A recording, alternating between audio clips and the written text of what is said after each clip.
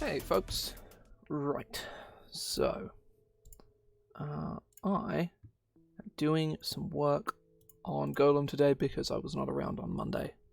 I got home from a day out and was like, you know, I'm tired as shit, I'm not going to stream today, so I didn't. But I have a free afternoon today that I didn't expect to have. I have like a little bit of game prep I need to do later on, so I'm not going to be going for too long, but I don't have that much to prep, so it's not going to really take that long, frankly. Yeah, I say we've made a good amount of progress. We've got like quite a lot done. I also did the Boreworm in my own time. I came out with I like the version that was in Waterdeep Dungeon of the Mad Mage. Really fucking boring, so I changed a bunch. I gave it a big laser beam and this like defensive pulse ability, and sort of diversified its attack pattern a little bit. Basically gave it one big scary attack and one sort of much weaker slam attack, or two much weaker, somewhat weaker slam attacks. We did the Cadaver Collector, and I believe we did the Tomb Tapper last time? Yeah, the Tomb Tapper, here we go. I basically gave it this Thunderous Slam ability.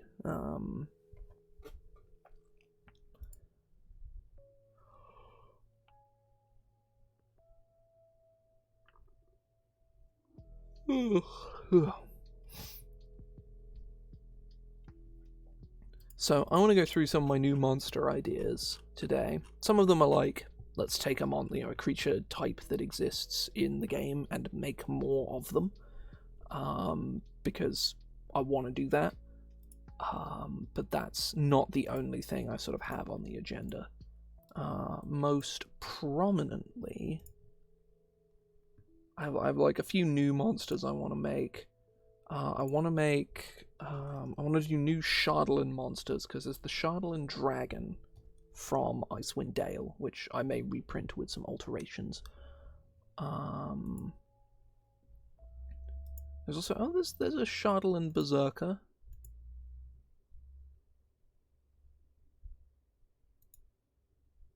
Oh, they're like fiendish dudes. Okay.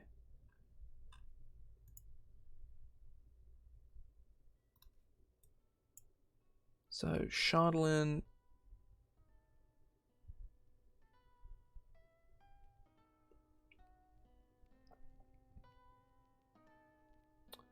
It's a crystalline substance strong as metal, though considerably easier to work than steel.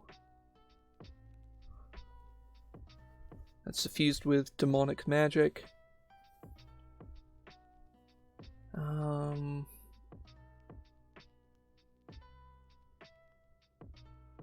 Yeah. So a Shardlin dragon is a particularly big, strong dragon guy, basically, and I want to make some more Shardlin creatures.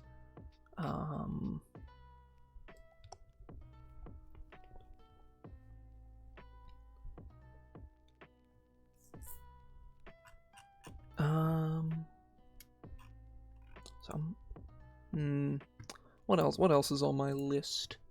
Oh, I've opened the wrong sticky note. Sticky note has other design stuff on it.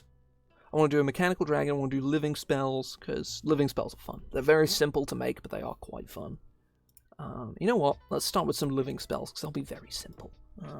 They'll be like a very, very simple sort of just chill thing to spend 20 minutes on or whatever. Let's do that. And then move on to something a bit more intensive. Living spell. Oh no, I know. I need to search for living. Yeah, they are most prominently. I think they were introduced. Yeah, they're introduced in Eberron and have since been used in Waterdeep Dungeon of the Mad Mage, and more prominently in Icewind Dale. Because there is a living Bigby's Hand, a living Blade of Disaster, and a living Demiplane, which I think is very cool. The Demiplane is kind of silly because it can't actually fight you, like, at all, but I do like it. There is actually a template for making living spells as well, which I think is cool, though, speaking from experience of having used it, it is kind of clunky. It's not actually that intuitive. So I want to make some new ones. Also, I want to make some living spells for some of my own spells from some of my books, because I think that's cool. I want to do that.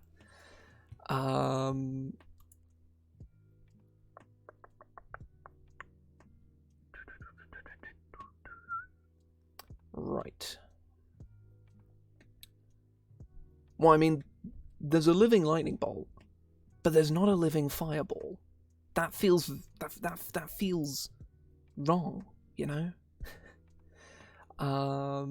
So they generally follow a bit of a pattern, and I want to break that pattern a little bit for the living fireball, because normally their size is based on the level of the spell that they're replicating, for the most part. Like, the living Big Beast Hand and Blade of Disaster are literally just like, it has, it's a Big Beast Hand. Like, when you cast Big Beast Hand, you summon Big Beast Hand. When you cast Blade of Disaster, you summon a Blade of Disaster.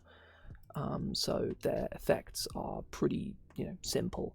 Yeah, it took a while to load. I don't know why that took so long. But living fireball. But like the living lightning bolt is a large construct because it's a level 3 to 4 spell.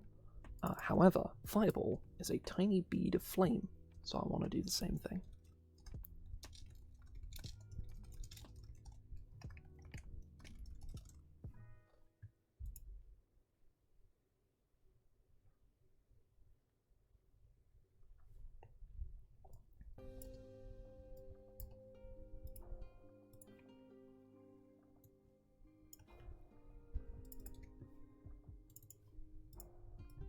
Obviously, it's immune to fire. I have 60 feet of dark vision.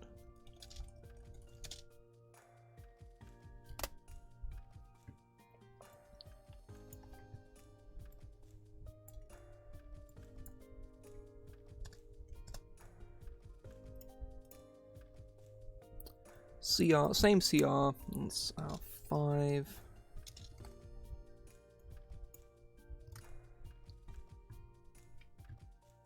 Doesn't speak any languages, unsurprising.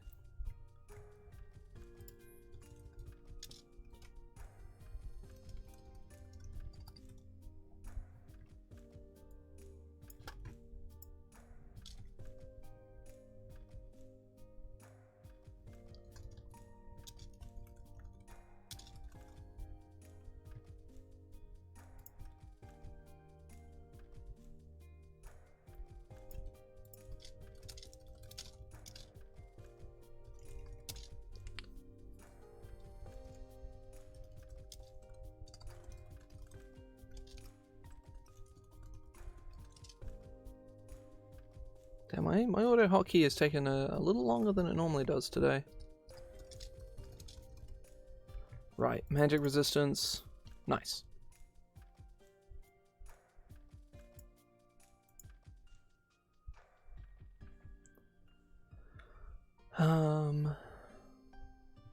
Right. So the living lightning bolt flies kind of slowly. Is there a reason for that? Yeah, they all just are kind of slow. Weird.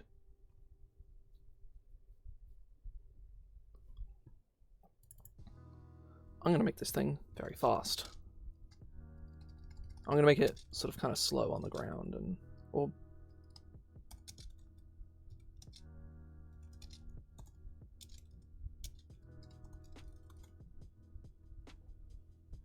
there we go.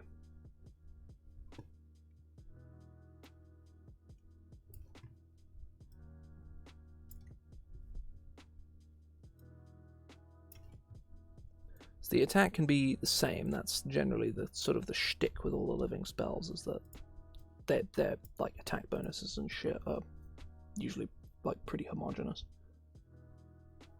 They use like their con as well as their main stat.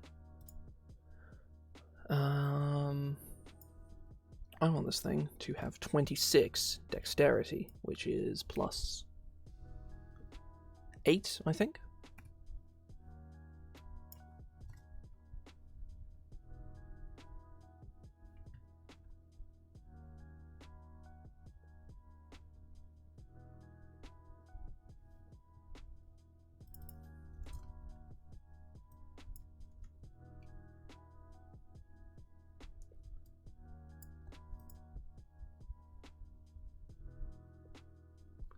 thing 1 strength.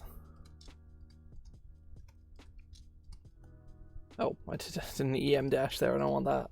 EN dash. Oh, speaking of EN dash. There we go. So, and then it needs spell mimicry.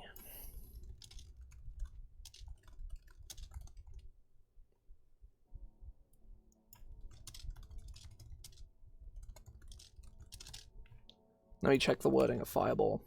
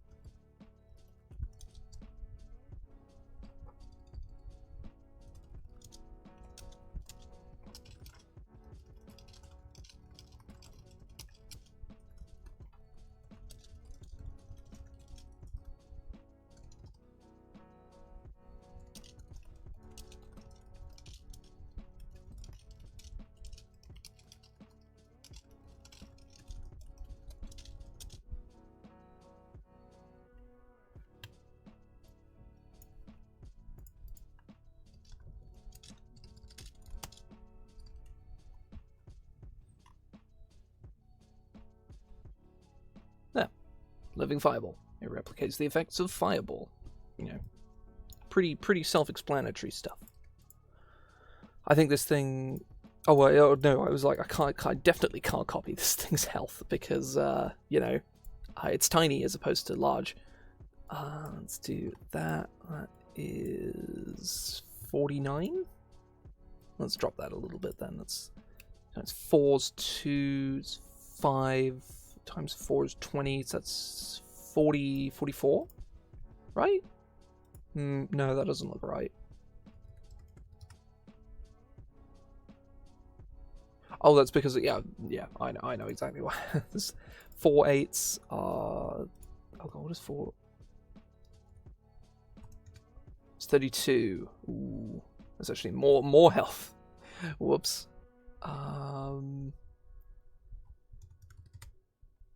It's almost the exact same amount of health. Let's go 64 plus.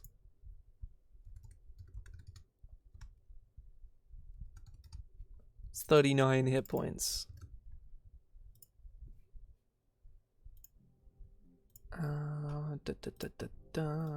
CR calculator. Now AC 18. Resistance to bludgeoning, piercing, and slashing damage. It has 39 hit points. It does 42 damage per round. That is crazy. So much damage. And it has +7 to hit. That's apparently CR 5. It's an offensive CR of 6, mind you, so, and a defensive CR of 3. So what happens if I were to go that with the hit points?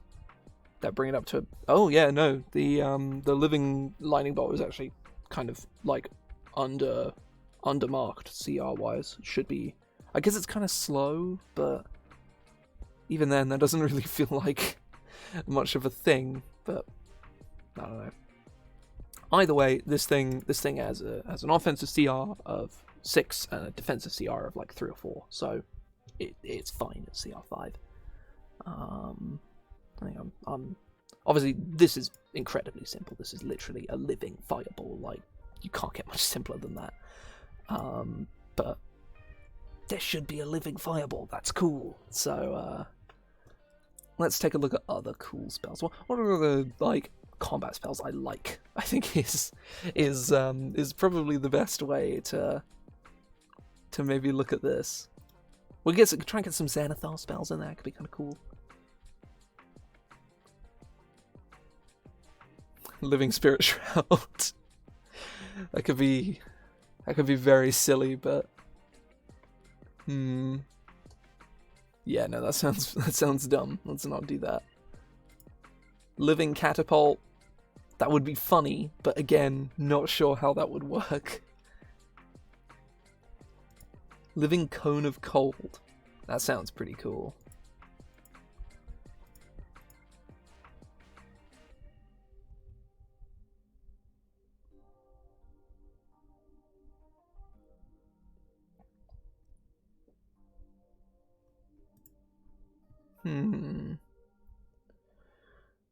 Living counterspell. No, that sounds distinctly unfun. We're not doing that. Ooh. Oh, living crown of stars. That sounds cool as hell. We're doing that one. That sounds fucking awesome. 100% we're doing that one. That's sick.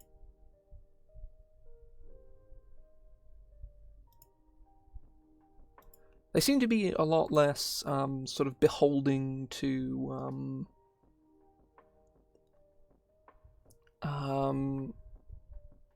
or beholden, should I say, to like the template set out by Eberron. So could be in the money here.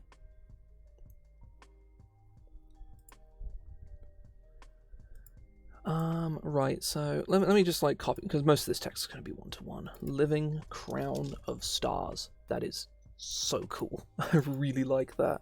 I'm going to make this thing a small construct, because, you know, it's like, well, crown of stars is going to be like, you know, this big.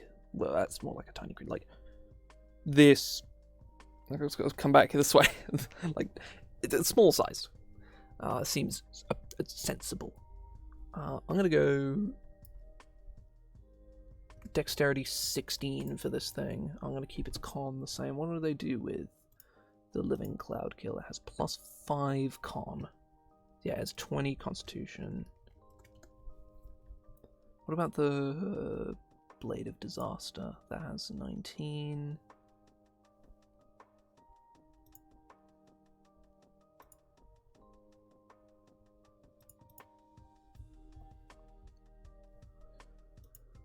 Living Cloud Kill. Damage immunities. Radiant.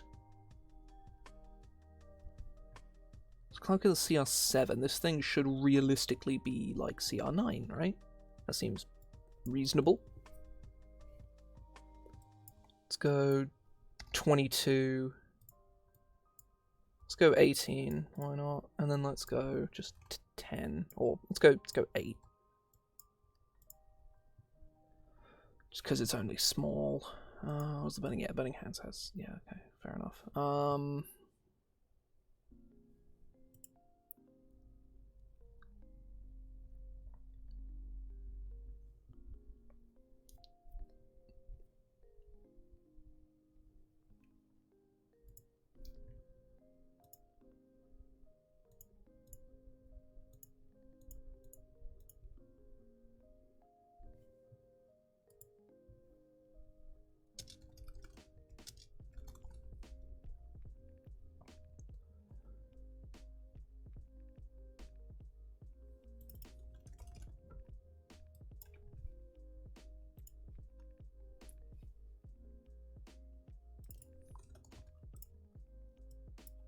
+9. What kind of?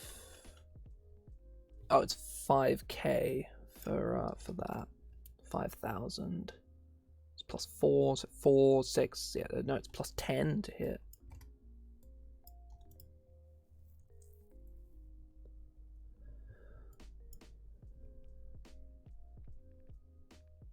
$5d6 +6 is 7, 14, 17, 23.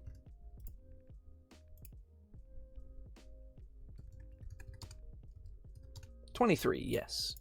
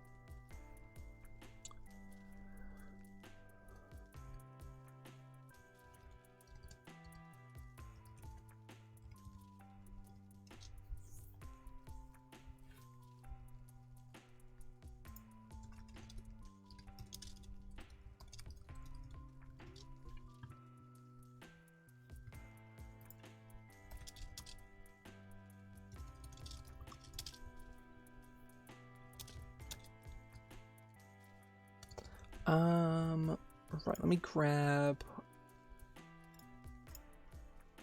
What's a monster has illumination? Magmins. Sure, Magmins.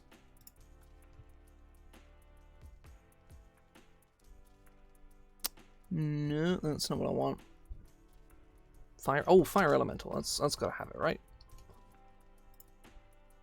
Though the Magmin text is something I'm going to keep in mind because it is toggleable. That's useful to know. There we go. The living spell. Oh, living spell. There we go. The living spell sheds Crown of Stars is...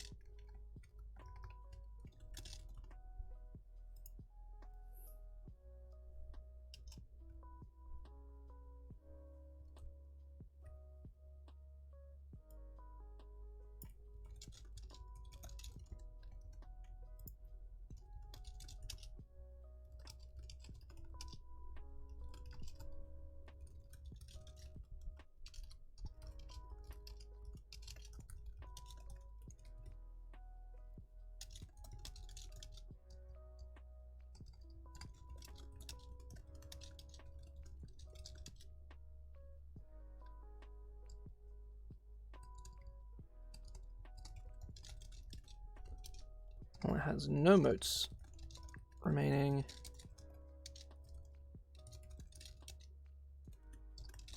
It sheds dim light in its space.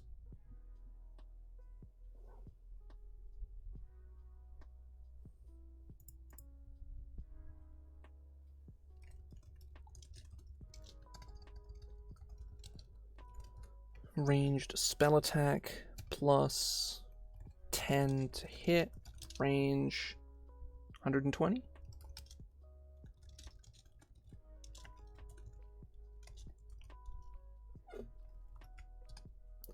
(4012) is 24. No, 25. 6.5 is 13. 26. 26. Well, I guess we can add the 6 on this as well. It's 32. Normally Crown of Stars doesn't add stat, but these things add stats, so might as well, right? I guess we could take it off if need be. I will take it off, but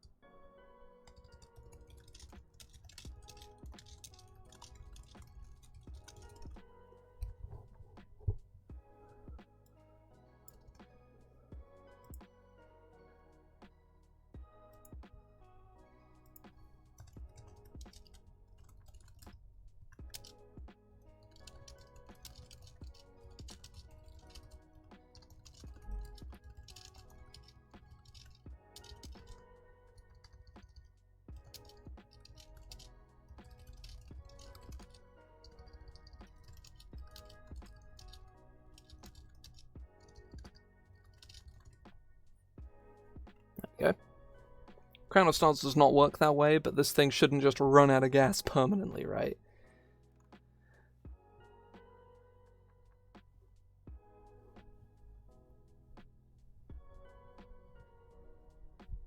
On a 5 or 6, the living spell regains 1 expended use of star mode. Yeah, that makes sense. That works.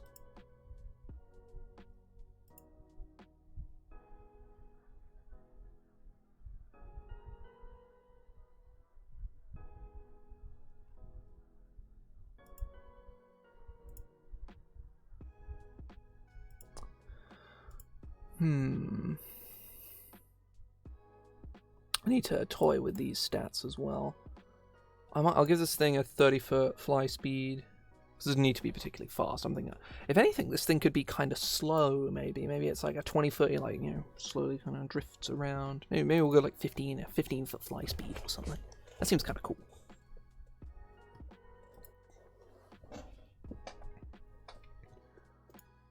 So this thing is a small creature.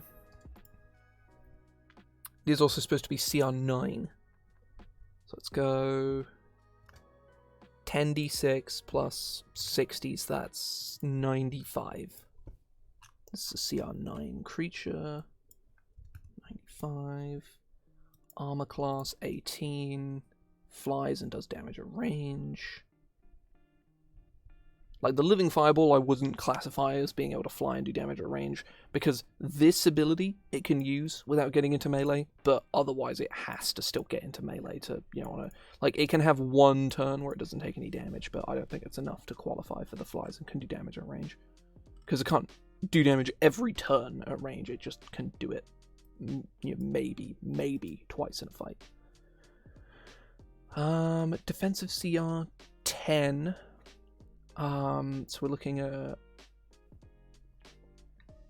64 damage and plus 10 to hit. CR 11. Damn. So yeah, I guess we can pull this down to just 26. So 26 is 52. Yeah, 52. There we go, now it's down to CR10. Perfect. Wait, CR10. Shit, that's not what I wanted. Let's go 96. This thing is small, has a con of 22, and it has 9d6, brings it to 85 hit points. There we go, that's what we want. 55? 54...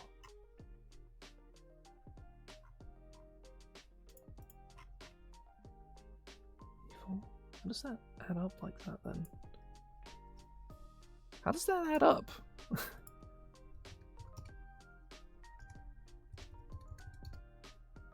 Oh, I guess it does, huh?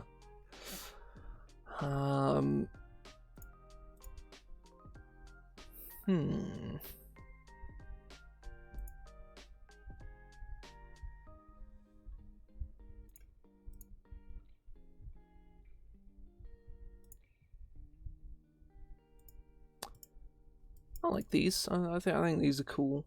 I don't know how many of these I'm gonna make. I feel like you know, sort of 4. I want to do even numbers for obvious reasons. I'm thinking like 4, maybe 6. Like, I don't know. What other spells can we represent that would be interesting to do? Living Force Cage sounds miserable, so we're not going to do that one. A Living Healing Spirit. That sounds interesting. I don't think you could necessarily do that though, so maybe not. Living Hex. Living Hex could be very fun. Oh, I have an idea. I know what I'm gonna do.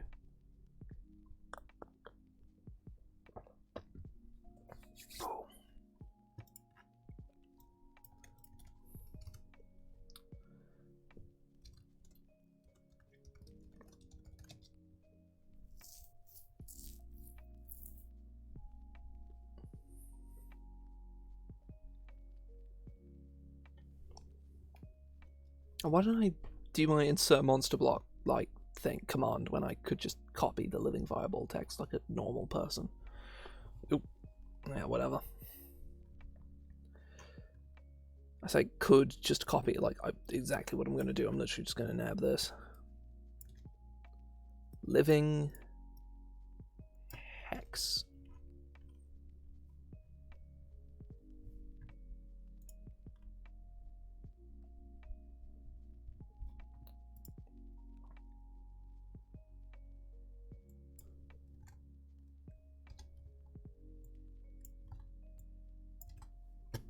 Now this is like the Burning Hands. It will probably have comparable hit points to said Burning Hands.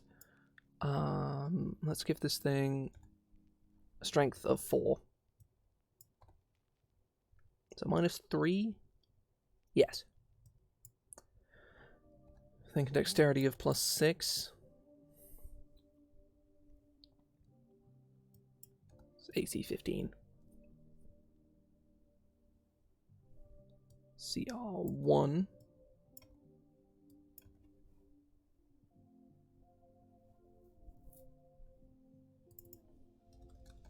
Necrotic.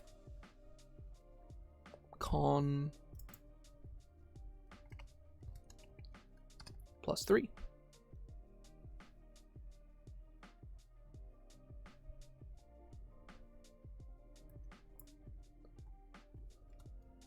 (3d6 plus 9).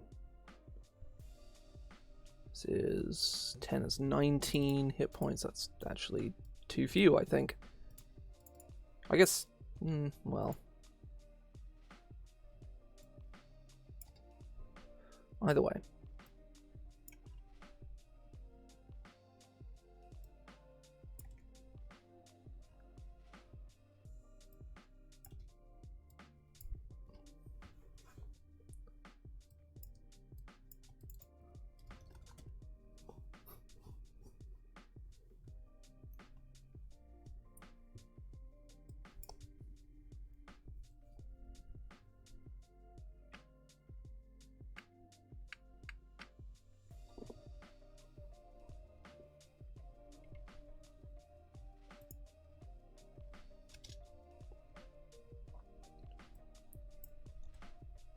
Let's just do that. Oh, I didn't delete it. It's 0 feet.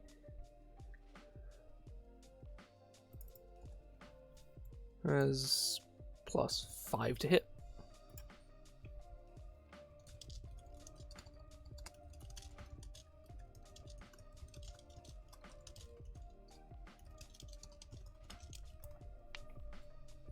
Right. I need to look at a Carrion Stalker.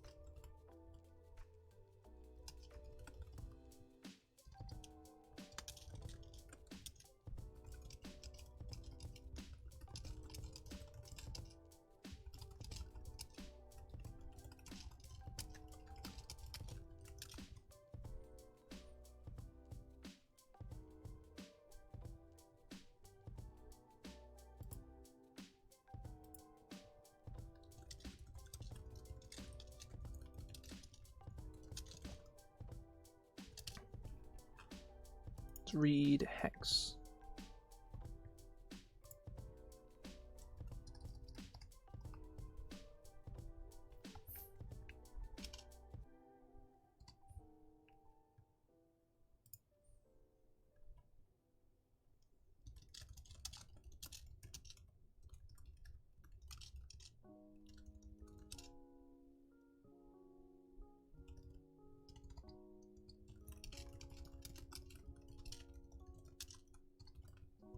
There we go.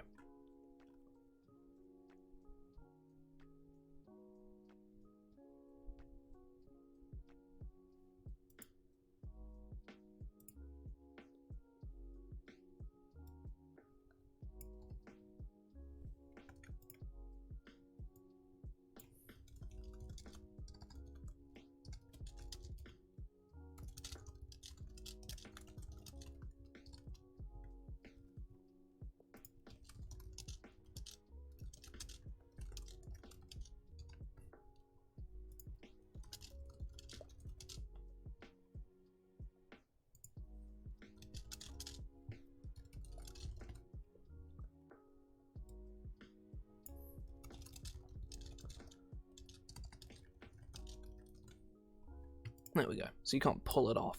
It's just there. So it latches onto you and bites you.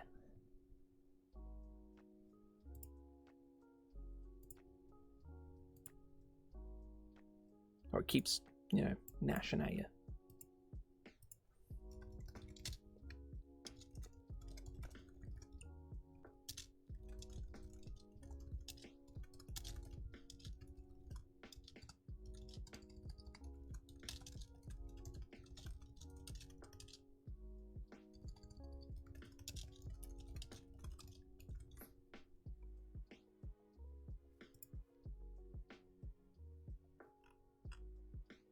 There we go. Yeah, I'm happy with that. That's cool. It like latches onto you. I think that's kind of neat. I think it's dumb, but I like it. CR-wise, this thing can't do damage at range. It obviously can fly, but which means it can escape relatively easily. But even then, like, still limited. It does like 6 damage round. It has resistances, it has +5 to hit, and it has... Call it Pack Tactics, I think it's probably the equivalent. CR1? Yeah? Cool. That'll do it. Like to see it. Like to see it.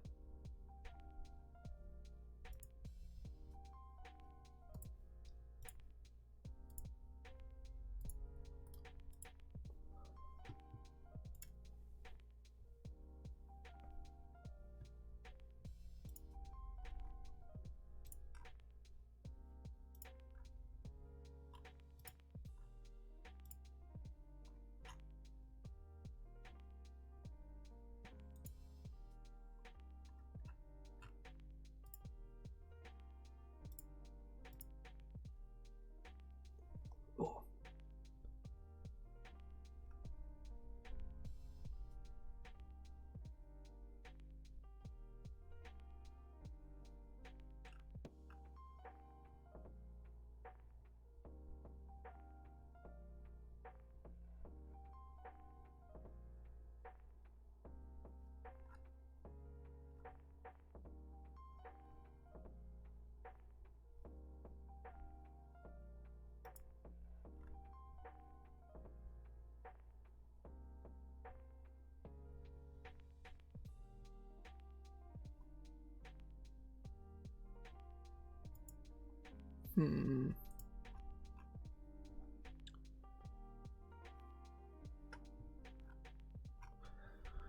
For like other good candidates,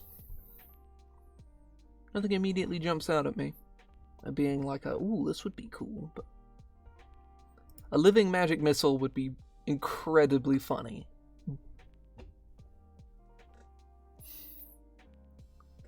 Oh, I think I might actually have an idea. Oh, I have an idea.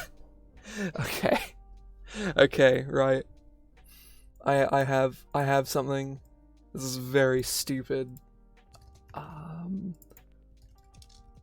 Living magic missile.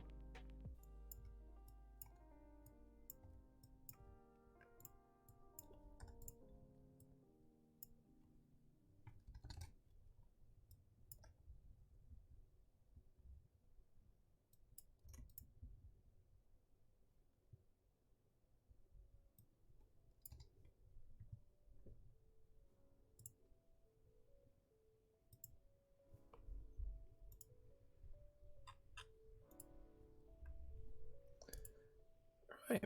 I say what monster I need to go look at is the Mara.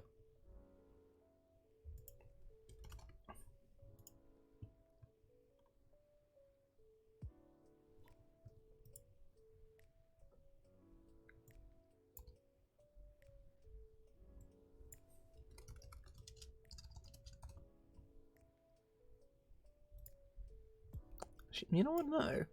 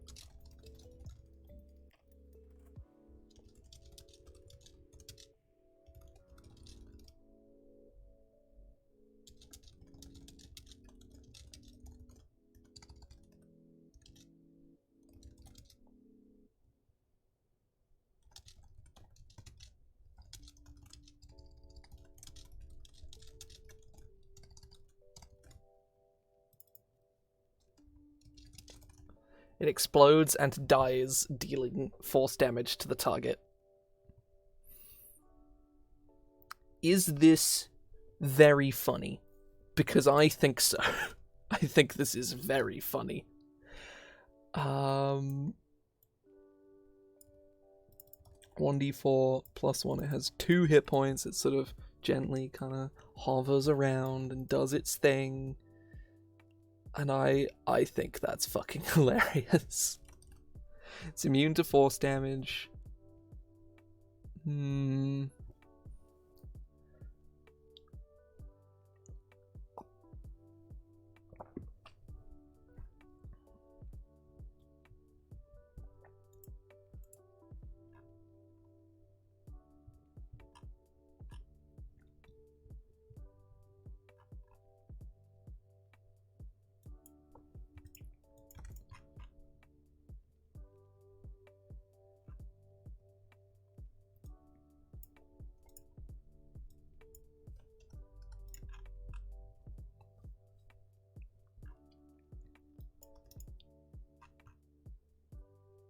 I think this thing is definitely CR 8th. Simply because it literally does 3 damage to you and then dies. Which yeah, it is incredibly dumb. It explodes and dies. Ooh, I'd actually need to put a stipulation in there, actually. That is well spotted, thank you very much.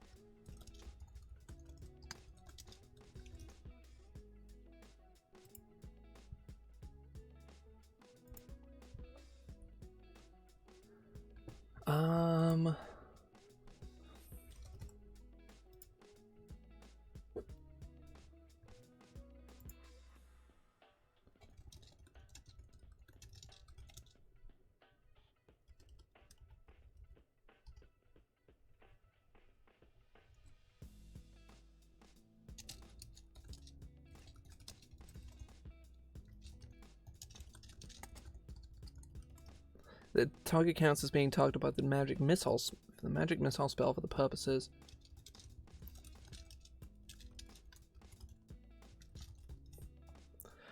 The target counts as being targeted by the magic missile spell for the purposes of allowing it to cast the shield spell.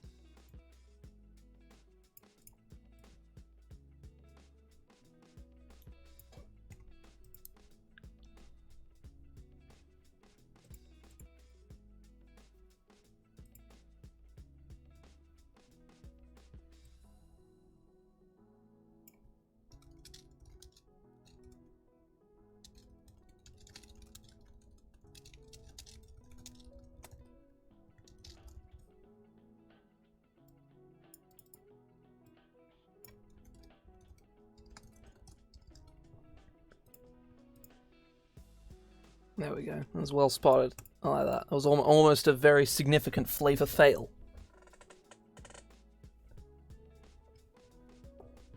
That is very funny.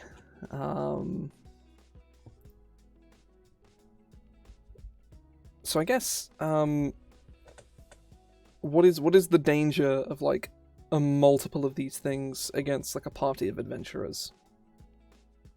I think the problem is it's too weak to actually be CR 8th, but for it to be CR 0 is to like grossly misrepresent its power. Because it does just do 3 damage. Like, it does 3 damage and then instantaneously dies, but it still does 3 damage, and 3 damage is not negligible. Well, it does 1d4 plus 1 damage. Like, it has the capacity to do 5 damage, which is very dangerous. I guess, like, let's look at, like, a guard or something. A guard is a CR half, or 8th creature. They do more damage and actually have an AC and, you know, don't instantly die when they hit you. And have, you know, 11 hit points themselves. So, yeah, this does fit in a very awkward kind of spot where, you know, the chance of a guard like literally never hitting you before they die is actually, you know, not that low, given that they only have +3 to hit. This thing just hits you. It doesn't even hit you, it just fucking, like, it explodes and dies.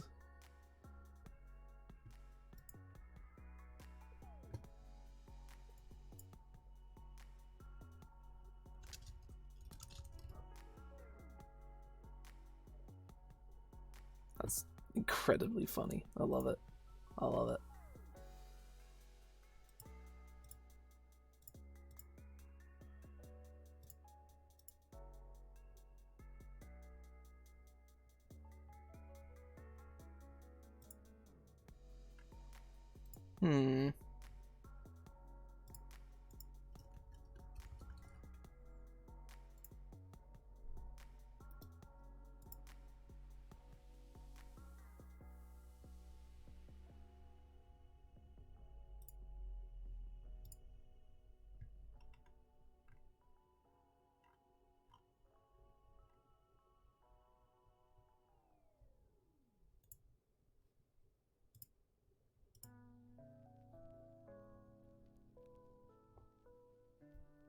Yeah, that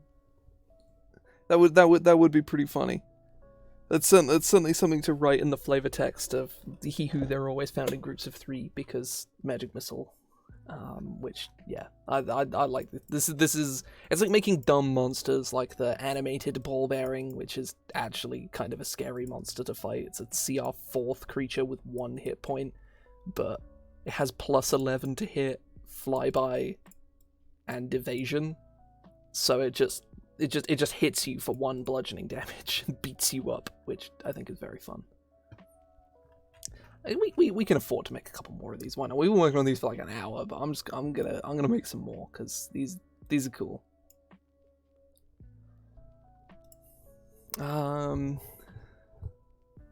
Yes. Could do Witch Bolt. That would be kind of funny.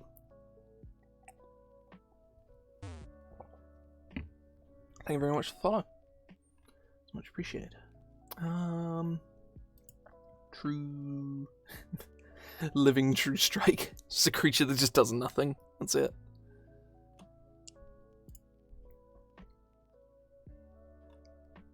Living Thunderwave.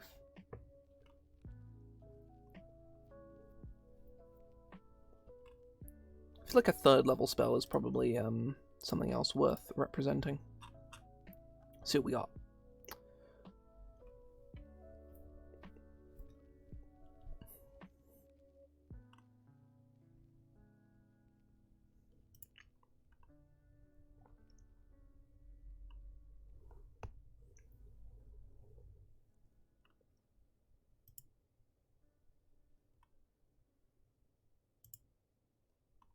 Ooh, a Living Vampiric Touch. That's fun. That's cool.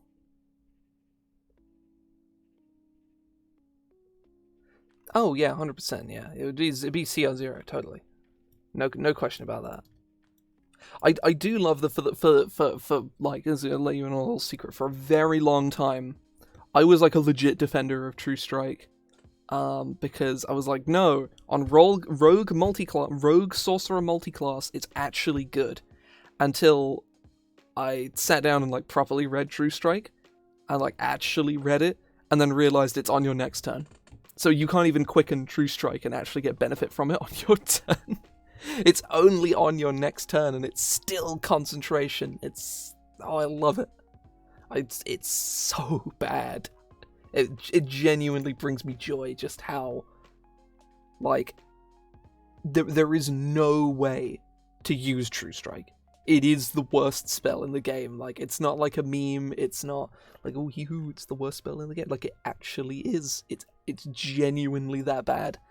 It's worse, I think, because it can kind of trick you into thinking that it's good. Yeah, kinda. To my knowledge, I'm gonna go look. I'm gonna look at 3.5 True Strike. If I remember correctly, it gives you +10 to hit in 3.5. So, oh right, material components is F. It's called focus, as opposed to material. Okay, so it's an action. It's range self and targets yourself. Oh, you don't choose a creature. Okay, right, that's... Okay. Yeah, so it's on you. You don't pick a creature, you target yourself. It's also a 1st level spell. I guess cantrips have limited uses in 3.5 as well, but... You gain temporary intuitive insight into the immediate future during your next attack. For your next single attack roll, if this is made before the end of your next round, gains a +20 insight bonus. What is an insight bonus? Is that just +20?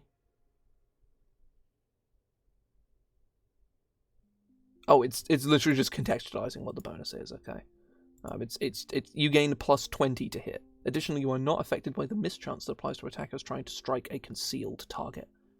So yeah, your next attack will hit. You have +20. No, there's I mean, if like you could just move into range better, you know, like you could just dash on your turn and you'll probably get into range next turn. There is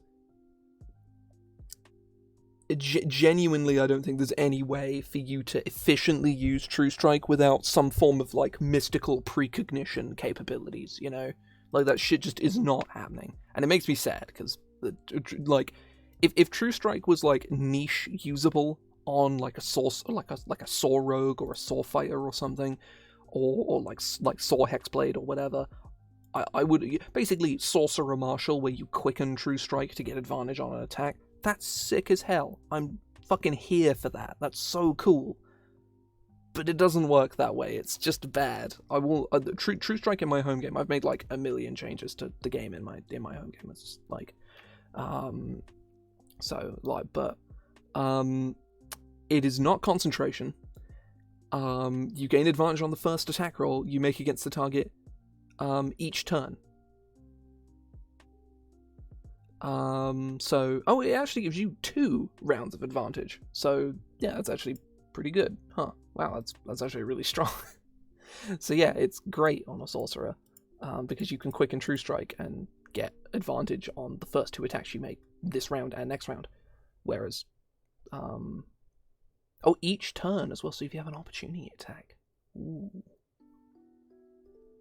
True Strike, making it niche usable, because that's all it needs to be. True Strike isn't one of those spells where it's like unbalanceable. There are definitely versions of True Strike that people have tried to like balance it to be, where they've just made it broken immediately because they don't understand why True Strike is, can't be super good.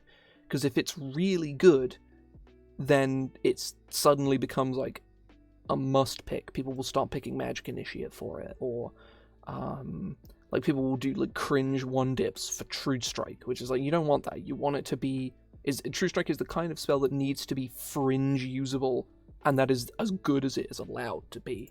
I understand their hesitancy with and the reason it was probably gutted so hard. I mean, I don't know, maybe they didn't even realize they were doing it. It wouldn't surprise me from what early 5e WotC design is. It's not good. 5e is a great system. And I love it. I love 5e. I think it's a fantastic system. But man, there are a lot of little things that are just like, yeah, this legitimately does not function. And I think ultimately, every game has these issues. It's just 5e is the most popular RPG in the world by, an order of magnitude. So, there's more people to find all the problems with it.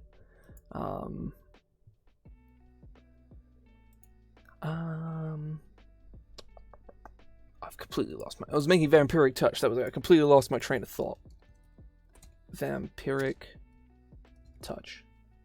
I'm gonna make it a medium construct. It's gonna be CR5.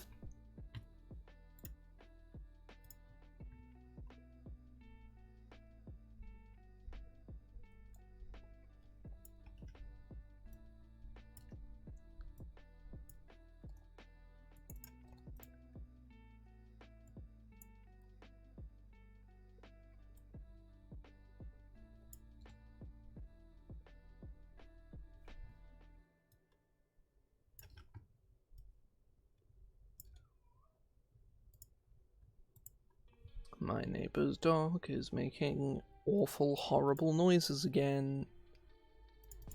It's like the most whiny fucking dog. It's just this horrible, whining and baying, and it's just this fucking cacophony of awful, all the worst sounds a dog can make. It makes all of them. I fucking hate dogs anyway. I absolutely hate dogs. But,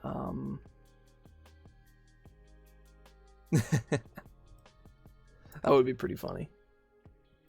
There is definitely a design space that just kind of isn't there for living cantrips. That might be something I consider. Make a couple, make a living, firebolt.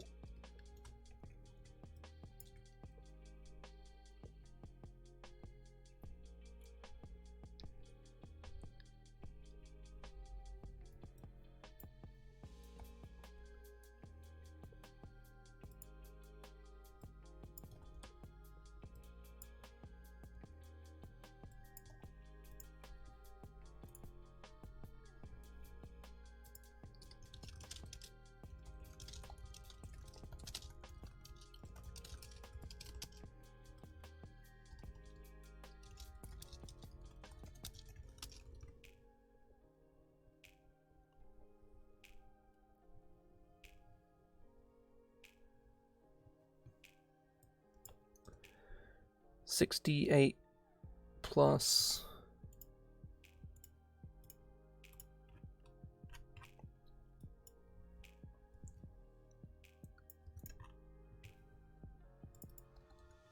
it's 24.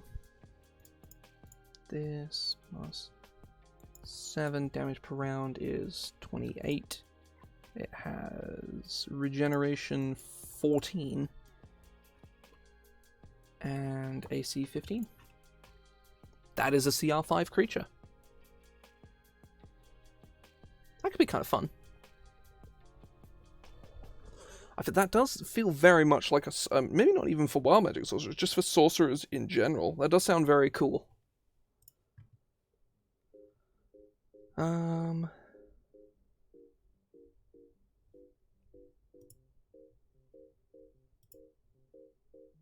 what am I gonna do? Oh, that was it.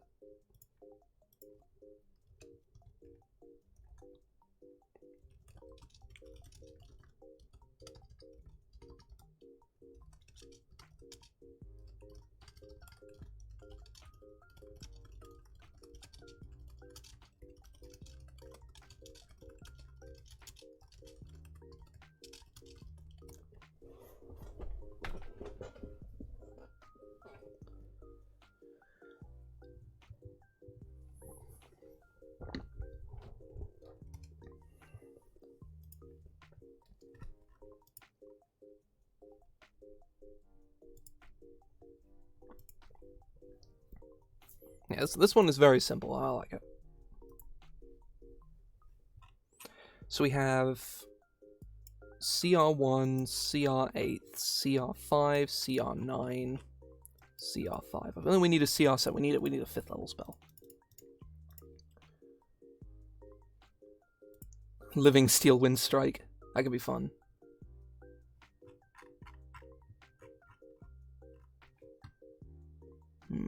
I'm tempted. I'm very tempted by a Living Steel Wind Strike.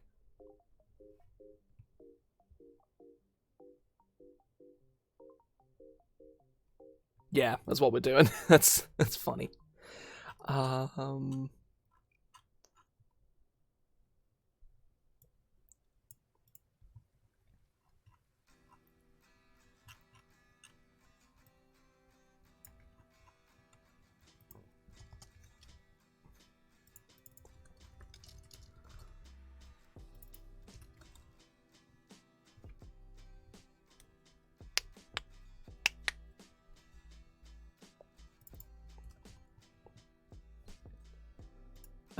Living Cloud Kill. I want to make some of these for my own spells, or some of my own spells, but I don't know which ones. I'll probably do that in my own time, I imagine. So yeah, 2 magical strike attacks. Let's give it the same stats over here.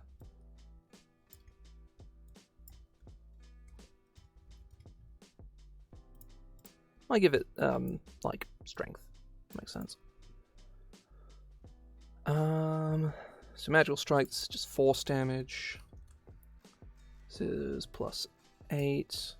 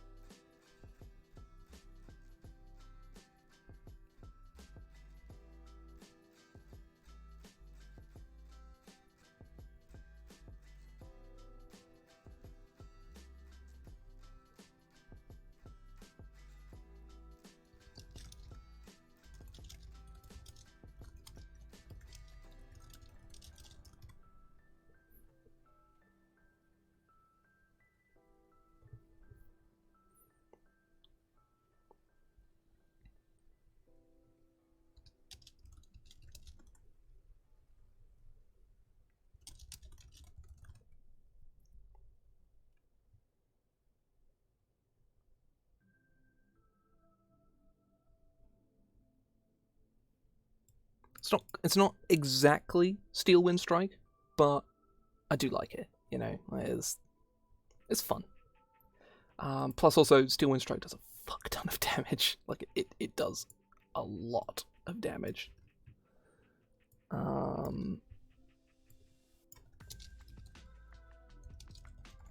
Natural armor.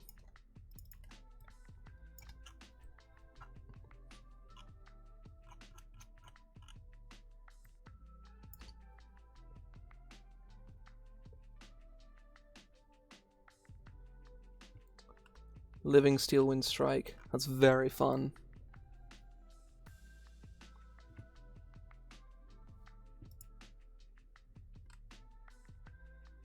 Yeah, that's cool. I like that. I like that. I like this a lot. It's fun.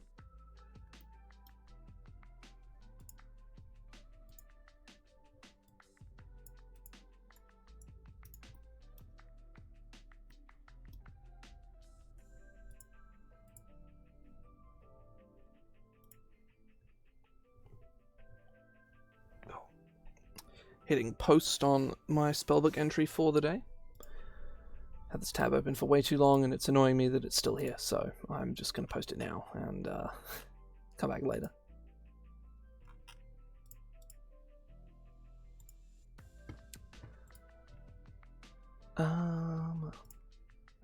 Need to CR test this thing. It has 73 attack bonus plus 8. Damage per round is 44.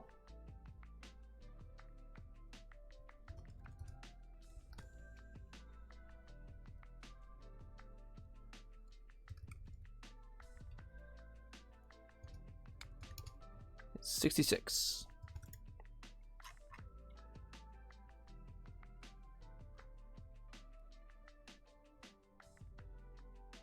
Damn. Apparently it's CR9. So, yeah. I guess it's CR9. Gee dang. Huh.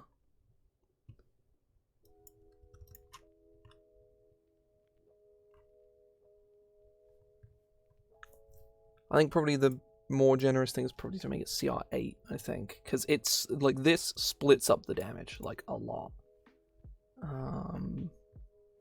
Like, yes, technically it can do, like, 88 damage in a round, or like 108 damage in a round or some shit, but it's in reality it's doing 22 damage to up to 5 creatures, which is, you know, kind of not as big of a deal, like, at all.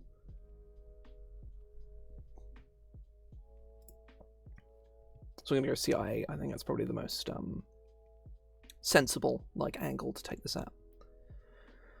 It also has the ability to teleport all over the place as well, so it can always just teleport behind the wizard, who can, you know, yeah, make an opportunity attack and crack it with its quarterstaff, but why would a wizard ever want to do that? That seems like a total waste when they could hold it up for shield, or literally any other good spell. Any other spell. I think it's probably more the yeah. I'm very happy with these. I didn't expect these to actually be as fun to make as they are, but holy shit, they really kind of are. So yeah, I like these a lot. These are cool. Right.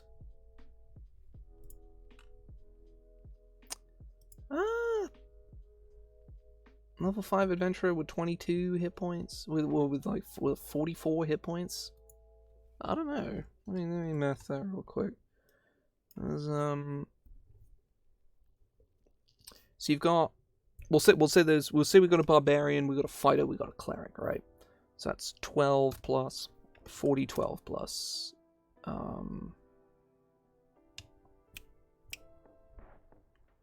40, 12 plus. Well, the barbarian's gonna have at least 3, so 15.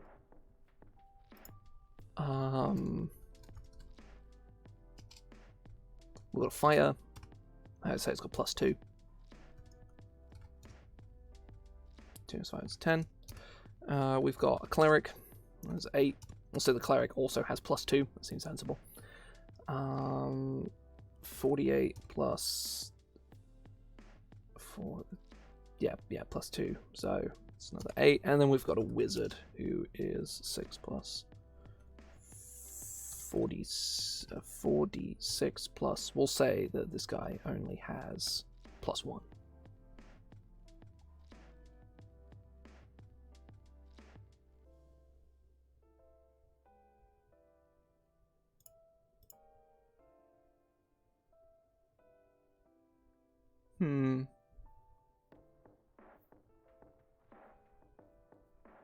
Yeah. You are right. You are right. Well, it was underestimating the health, but it's not. One shot's the wizard almost. I guess the main thing is they have to hit all of these attacks, right? But what challenges? Take a look at an encounter calculator real quick.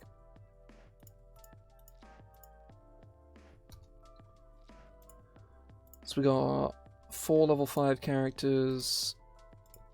We got 1 CIA creature. This is a hard encounter. Yeah, no. Yeah, so yeah, we're on the same page. It's all good. What's CR9? CR9 is deadly. Yeah, I think you're probably right. This thing should be CR9. CR9, that's 5,000. Because that sort of more correctly angles to a DM that 4 level 5 characters will probably actually get killed by the. Well, they won't. They probably won't get killed by this thing, but it will cause them some significant harm. It will be an actual threat to them of considerable threat to them. Right. So I'm probably going to do more living spells in my own time, because these are actually really fun to make. Like, mechanically representing spells as monsters is very cool, and the game, like, the books, like, Eberron is just, like, kind of like proof of concept.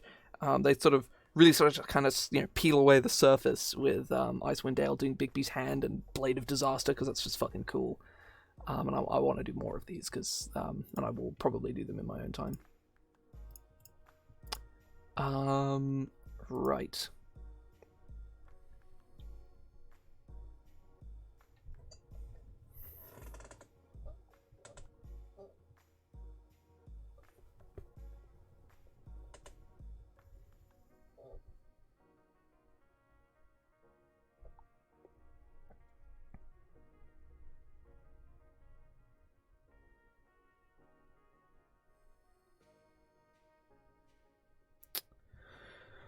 Let me look at the Clockworks, because there's a number of Clockworks. There's 4 of them.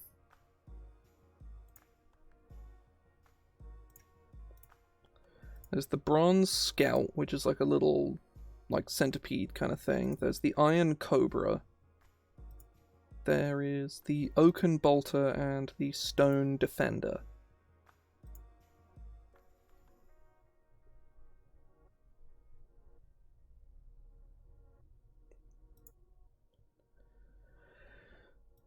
How big is the Iron Cobra? It's medium. The Oaken Bolter is also medium.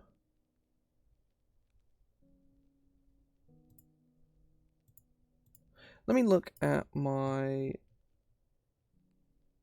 art. The art, like the art that I have for the book.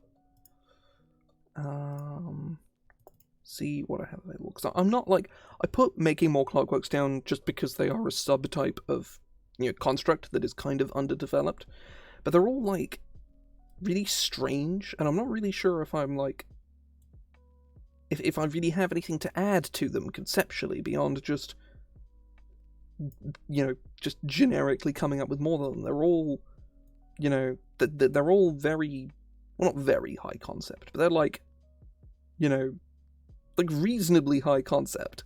They're very weird and specific. Like the Stone Defender is like, you know, he's kind of a guy, but the others are like really weird and odd, and I don't know what to think about that.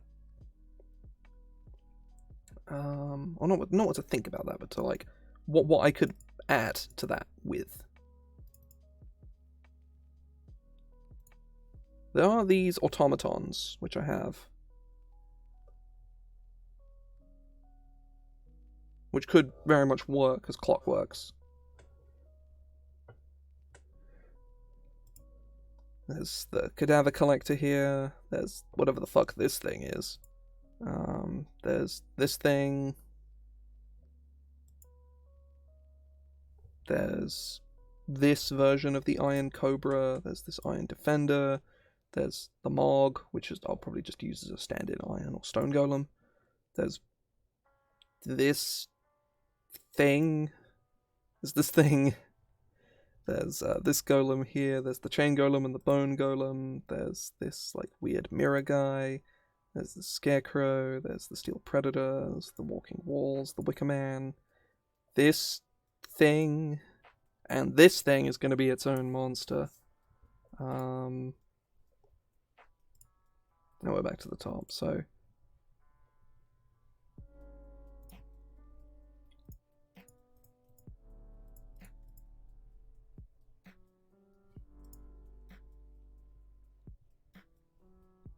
You know what? Yeah, let's try and make new Clockworks. There's no point in not trying at the very least.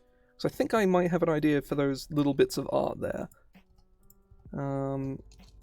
Clockwork.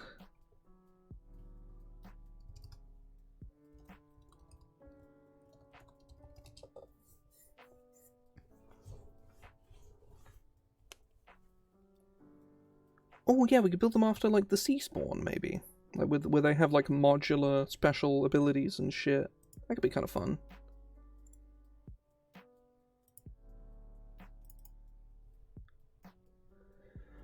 This one has like a pincer and like a mallet. This one has like these weird kind of spiky things. Like I'm not really sure what they are, but they're kind of fun. Maybe they're like drill arms. Maybe I don't know. I'm going to call them Clockwork Tiny Terrors because I think that's funny. They're just funny little fellas, you know. Tiny construct, unaligned, armor class.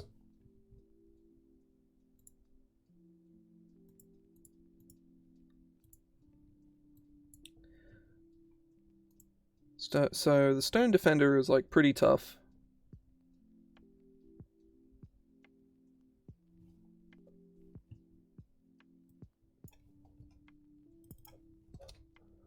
Understands one language it's created but can't speak. I'm thinking these things should be CR1. Like pretty simple guys, you know.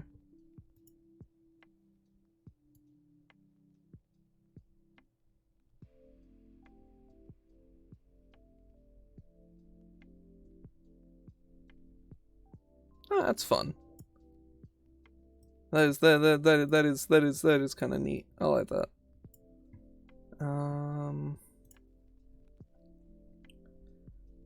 So tiny construct, unaligned. So I'm thinking we have like 30 feet. Strength. I'm thinking like 12 strength. 16 dexterity, or maybe like 14 dexterity and then 14 strength. Con, 16 con. Yeah, they go 3. Oh, not +4, -4. And 1, -5. They're immune to poison damage for obvious reasons. Can't be charmed, exhausted, frightened, paralyzed, petrified, or poisoned. They have dark vision, passive perception 10.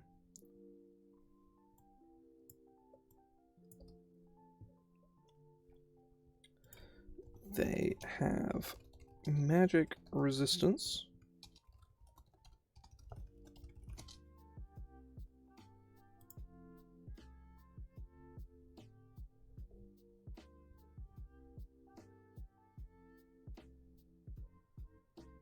Oh, come on. Yeah, AutoHotkey is not having a great day today for whatever reason. I don't know why. Like, it's literally just replacing insert monster block with... Oh, wait, no, I'm an idiot. Of course it's replacing insert monster block.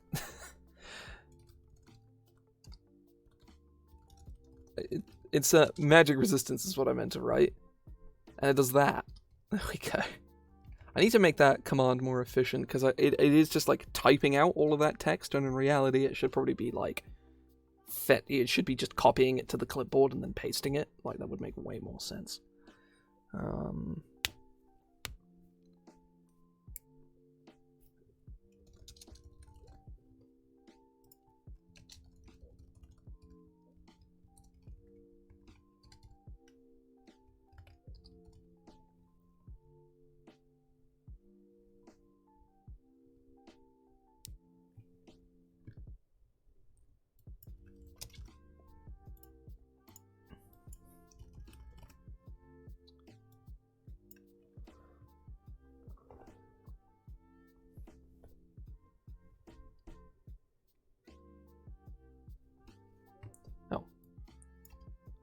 And it has constructed nature.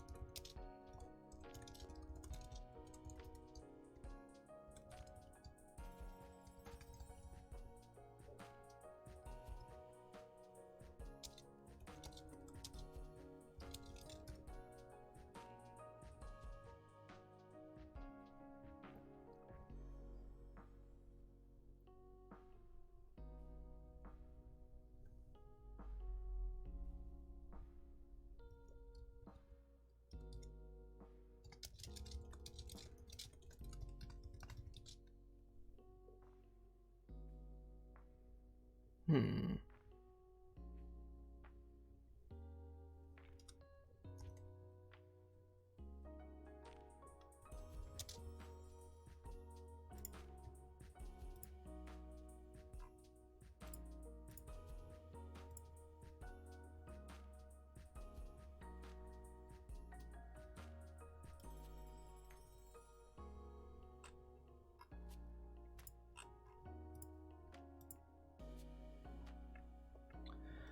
There's the fucking 1D&D survey today, isn't it? Shit. I'm gonna make a note to do that tomorrow. Ugh. So we need a mallet, a pincer, a drill, and then something else.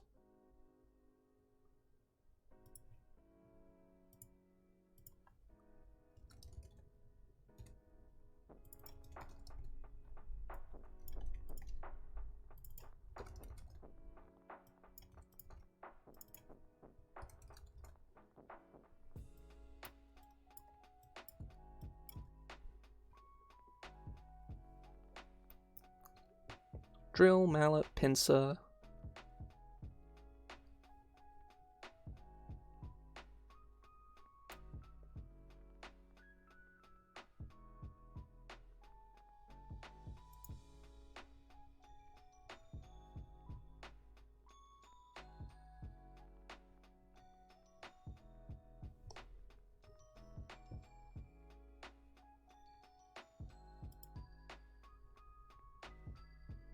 Oh, we need a harpoon, 100%.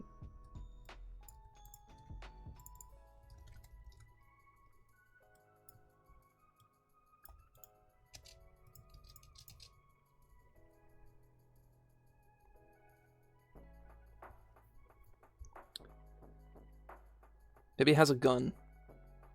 Did we give it a gun? Is that funny? Yes, we give it a gun. He has a little gun. Harpoon, firearm, I guess? Gun? Does it just have a gun? What the fuck do we call... What do the GIF have? Ah, yes. Did the GIF refer to it as something else? They refer to it as musket, pistol, fragmentation grenade. Okay, the GIF can just frag out. Okay, cool, nice. I guess.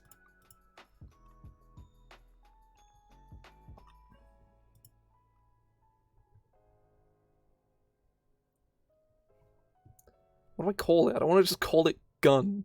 Also, I can't do the alphabet because H definitely comes before M. Do I just call it gun? Do I call it firearm? I'll call it firearm because it's literally on its arm, and that's, yeah. There's a joke there, I guess. There's debatably a joke there. Firearm. Funny gun.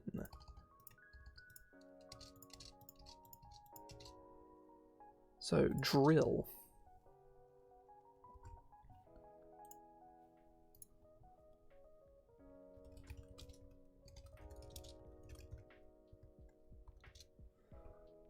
Melee weapon attack, +4 to hit, reach, 5 feet, 1 target, hit.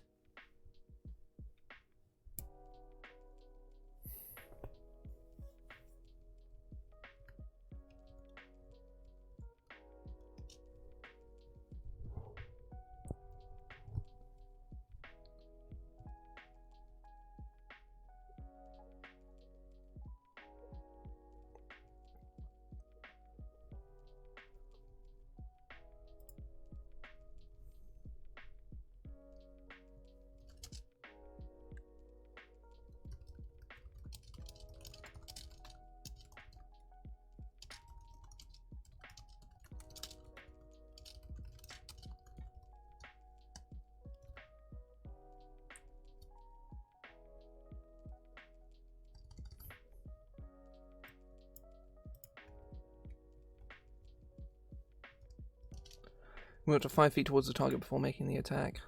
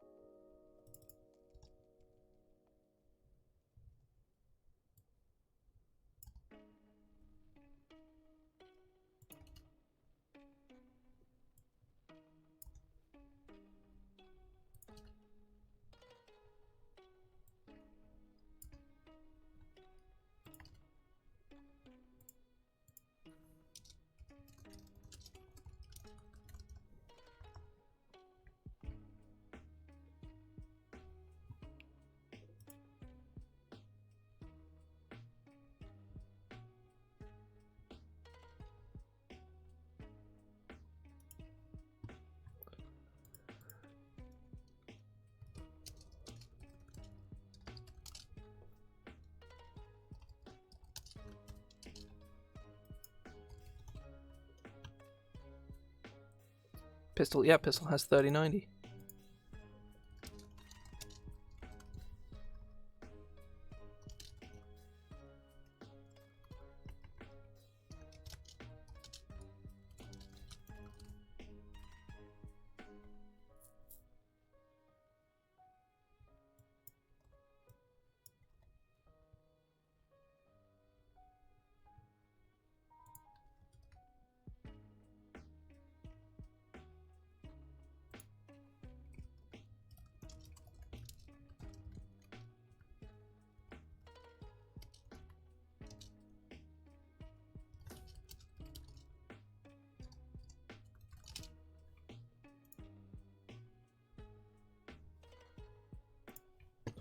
What's the range of a spear?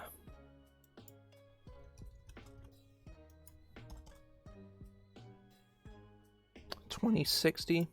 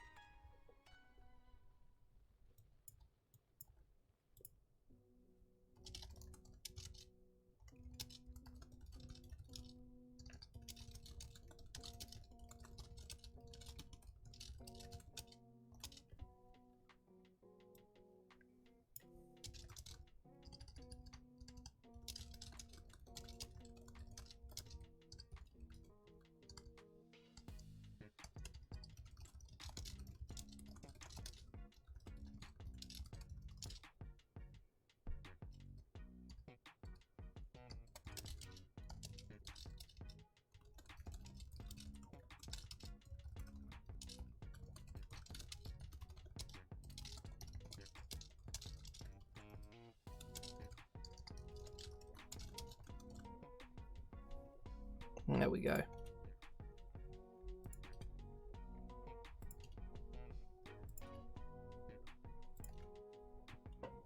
Mallet. The mallet just needs to be the one that does the most damage, right? Just bonk. That's it.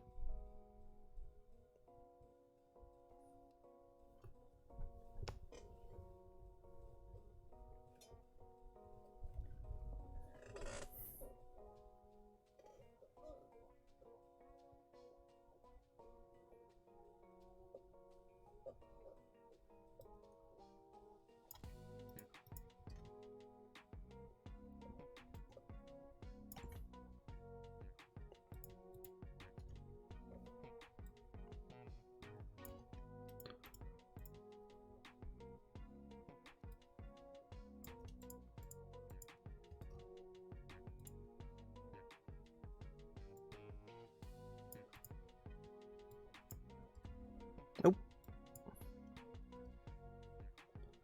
Bonk.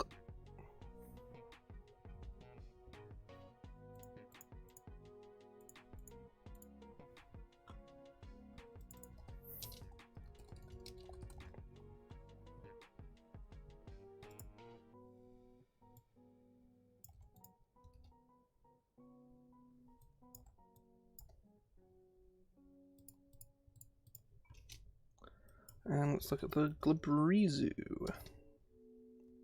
Because it has a pincer attack.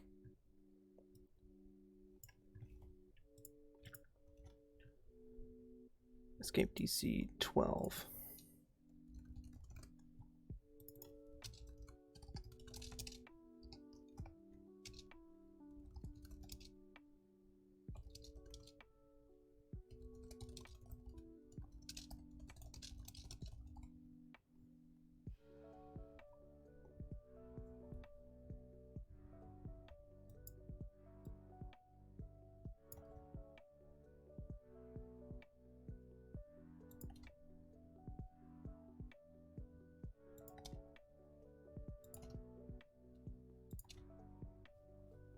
There we go.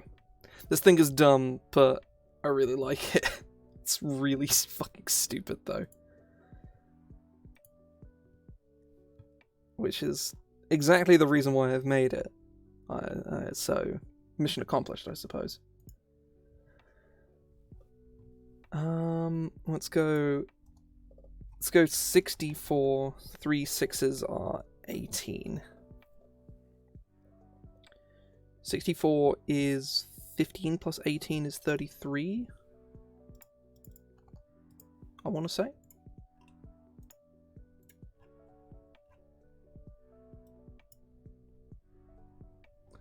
Hit points, so it's tiny, has an AC 16. Yeah, 33 hit points. AC 15. It's got only see a quarter on that front.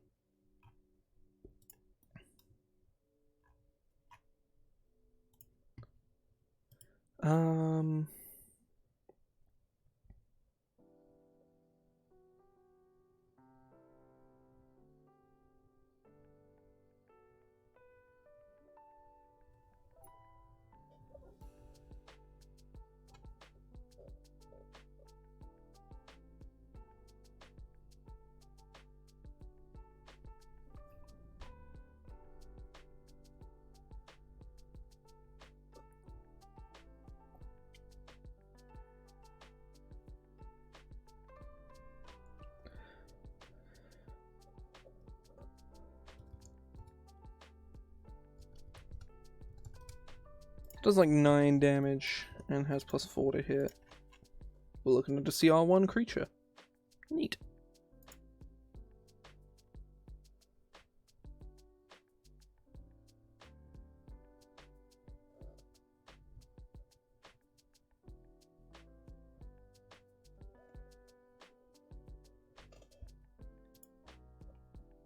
I might bump the health a little bit. Just stick another D4 on there. Oh, that does it, yeah.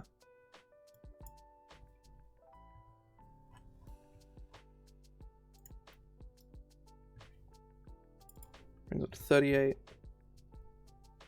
I like this thing. It's stupid, but I like it. It's a drill, firearm, a harpoon, a mallet, or a pincer.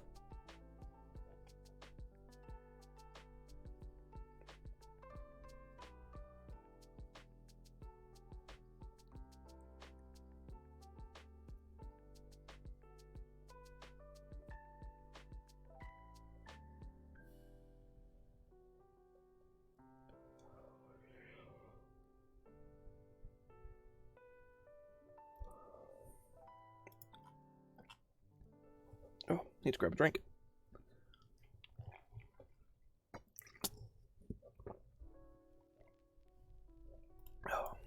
Oh.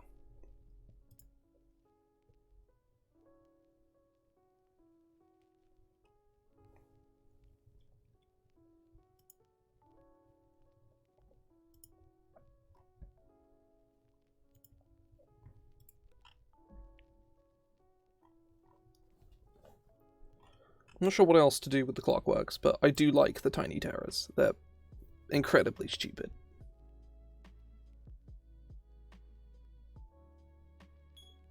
Oh.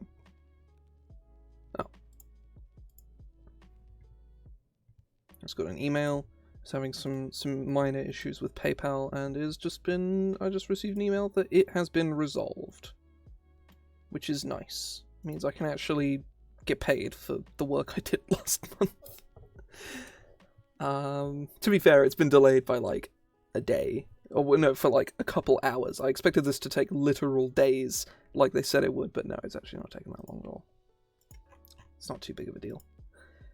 It's just kind of irritating that it was something I had to faff around with in the first place.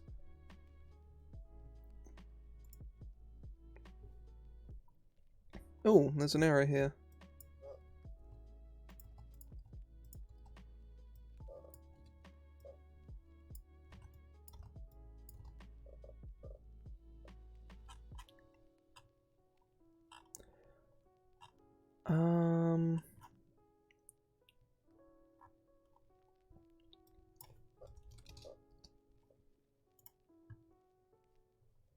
Yeah, let's do this.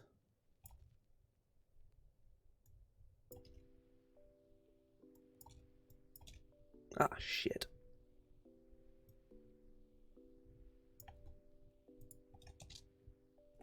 Fuck.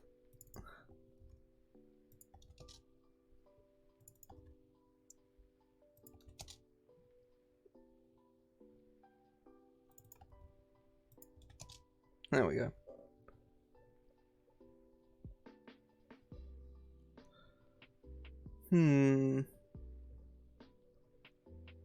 It's the Clockwork Tiny Terror. What other Clockworks could we do? That's the question. What are Clockworks made by? Are they gnome craft? Yes, they're gnomish.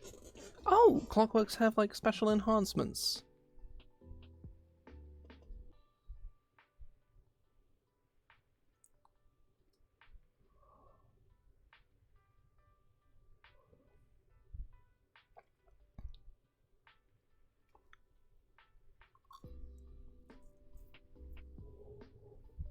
Oh, that's fun.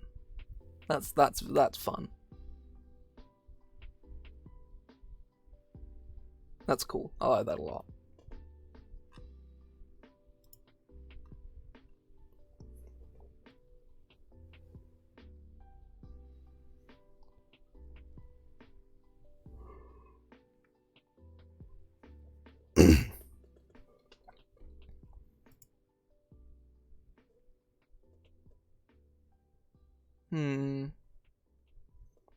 So these are gnomish crafted creatures that are built to do a variety of gnome-oriented shit. We are approaching on the 2-hour mark, so I should probably finish up pretty soon. But I might try and look at making one more Clockwork monster, but I'm not... Even if I just come up with an idea, I'm not sure, because I like the other. So we've got the Stone Defender, which is kind of like basically a big version of the Tiny Terrors. We've got the Oaken Bolter, which is basically just a walking ballista. I say basically is a walking ballista. We've got the Iron Cobra.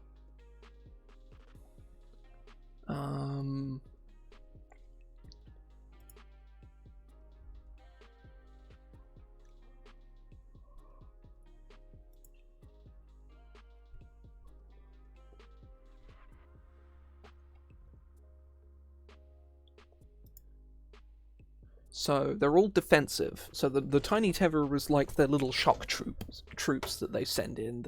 The defenders are like bodyguards. The Oaken Bolters are, you know, their artillery, and the scouts, they burrow into the ground and detect things. Yeah. Itchy arm.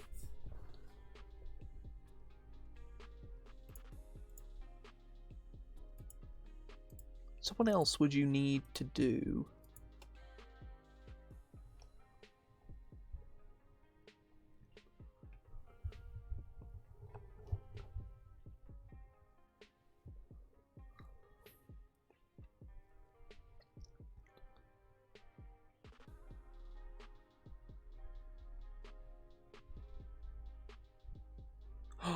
I have an idea.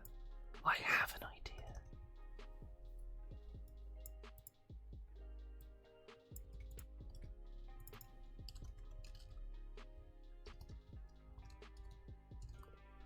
Brass butler. I think it's gonna be like CR half, maybe CR quarter even.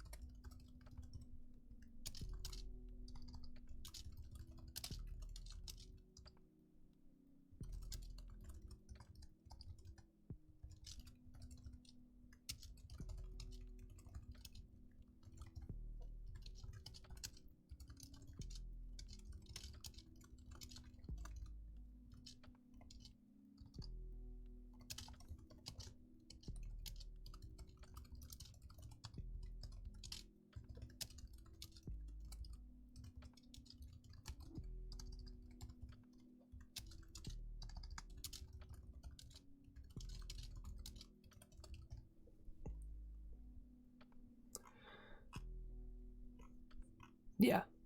This is a very simple design, but I like the brass butler is like the gnomish helper. He's like, you know, a little raise around. It's kind of like I guess this thing is like an auto gnome basically. It's like a much more primitive auto gnome.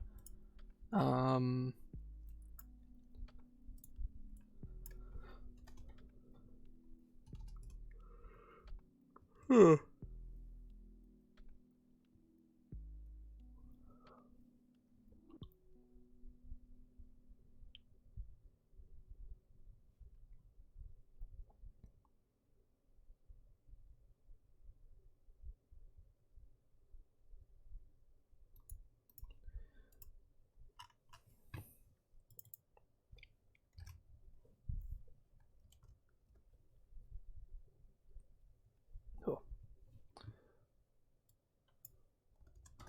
46, so 4 times 2 is 8, 46 is 14? Yes, 14, 20, so it's 22 hit points.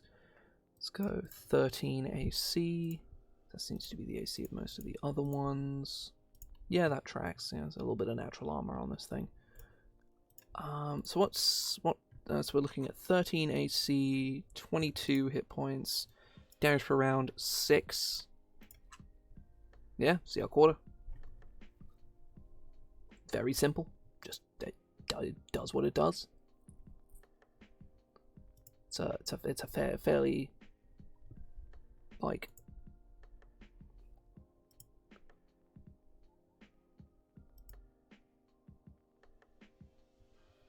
I guess it would need to be slightly more intelligent. Like maybe like and then 6 here. Maybe 5.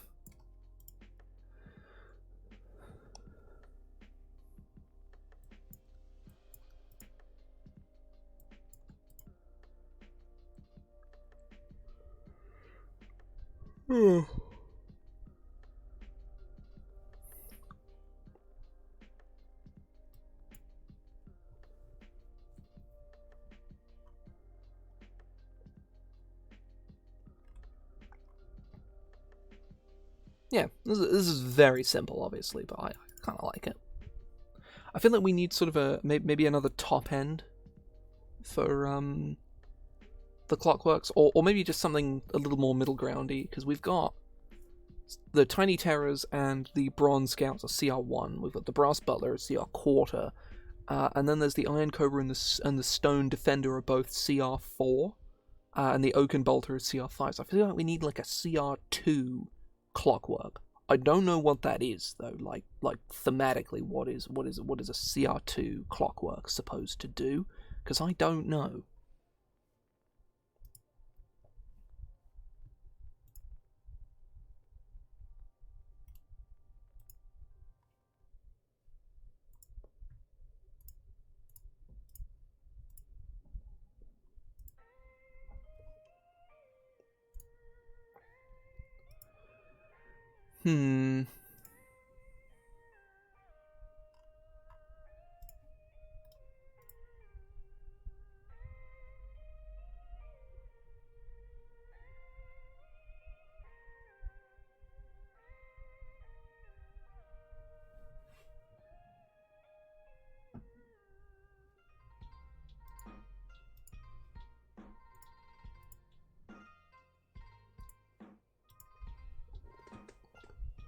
I think I might leave that for tomorrow, because this is a very impromptu stream.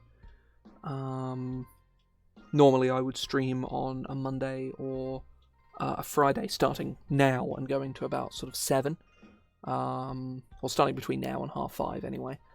But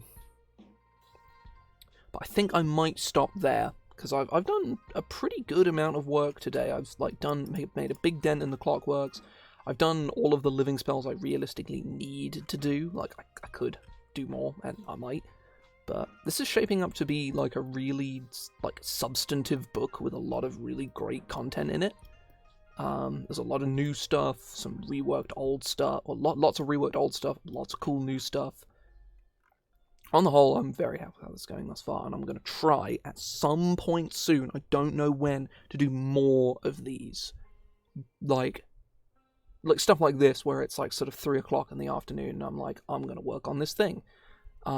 It's just at the moment, the summer is still ongoing.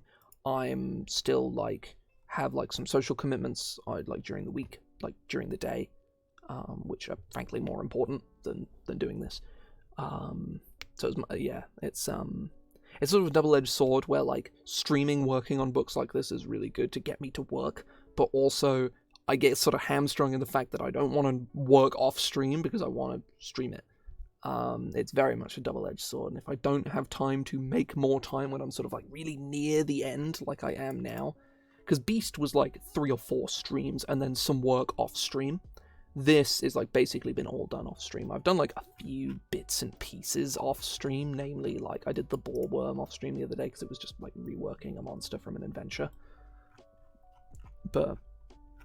And like one of the golems, I think it was the glass golem that I like adapted from Wild Beyond the Witchlight. But yeah. Even then, I am very, very happy with this book so far. I think writing the flavor text is going to be, for all of these things, is going to be very cumbersome, and trying to get a nice layout that fits and works is going to be a fucking nightmare. But I'll do what I can, you know. Like I'm sort of scuffing this project with like, you know, sort of like, you know, like a lot of royalty-free art. A lot of like public domain stuff, lots of DM's Guild packs. I have bought a bit of like stock art.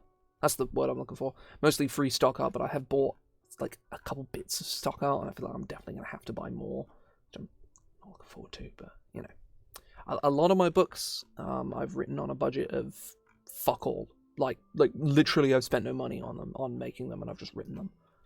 And I'm in a position now where I don't need to do that anymore. I'm in a position where I make a decent amount every. I actually make money, doing what I do. I don't make much money, but I make money doing what I do. And I don't have to be quite as tight. Like there was a period like basically. My sort of path as like a designer is releasing one thing, the first archive of Esoteric Secrets, and it doing gangbusters, especially for 18-year-old me, who had, I'd spent literally my entire life having, low double figures in my wallet and or bank account at any given time, just all the time. I never ever had any more than like 50 quid on me at any one time, and I just had no means. And then just suddenly earning like £300-400 in like a couple months was huge. And I managed to hold on, like really, like money, tight-fisted onto that money for about a year, of like trying not to spend really any of it. And obviously I spent some. Like of course I spent some of it, like but I spent a good amount of it. I don't remember how much, but and then everything after that was just like I would release new shit and still be real stingy about it, about like spending a bunch of money on marketing and shit, and they just never went anywhere. It was really frustrating. And I'm at a point now where like I don't need the books to do like amazingly well, and they're also doing better anyway. Because I have other work, like people hire me to edit and to write, relatively frequently. I can apply to an editing position. I'll probably actually get selected for it.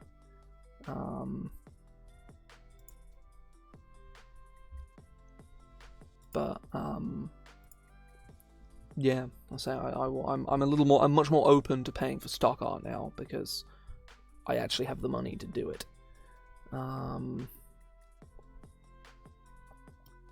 But yeah, either way, I'm going to stop here. I do have something to be doing tomorrow afternoon, so I'll probably be starting late tomorrow, but I should still be streaming as normal. Sort of it's probably 5:30 time to around 7:30. I'll be doing more of this. I'll be looking at finishing up this third clockwork, whatever that ends up being.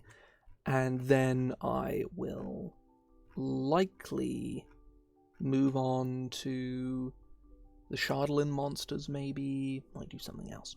I don't know. I'm going to make a decision on it tomorrow. Probably as I start the stream, maybe after, as I did today. Either way, hope folks enjoyed themselves. You can press buttons if you want. I don't really give a shit. All my guild stuff is there. Or it isn't there because the bot isn't working. That's awkward, isn't it? Let me go get it. There we go. So yeah, you can go click on that if you like. Take a look through all my junk. There's a few, free bits and pieces you can pick up. A lot of great books I've worked on. A lot of great books I've edited for. Yeah, there's some great stuff. It's not me tooting my own horn. I've edited other people's things, and that stuff's good too. So, give it a look if you want. Whatever. Either way, I'm gonna head off here. Hope folks enjoy themselves. Potentially see people tomorrow. So yeah.